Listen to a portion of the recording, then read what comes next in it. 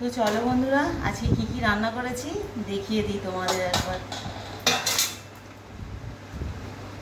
আজকে রান্না করতে গিয়েও দেরিও হয়ে গেছে।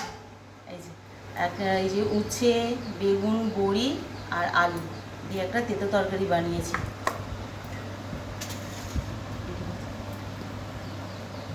আর এটা কালকে একটু মাছ রয়ে গিয়েছিল, সেটা ঝালটা শুকনো করে গরম করে নিয়েছি। আর আজকে তো এখানে ইলিশ মাছ করেছি,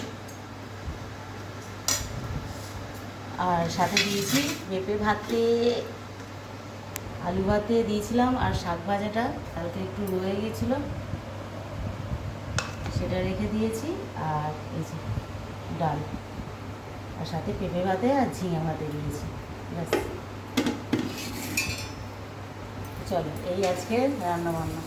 চলো খাওয়া দাওয়া করে নিই, আর সাথে লেবু কেটেছি।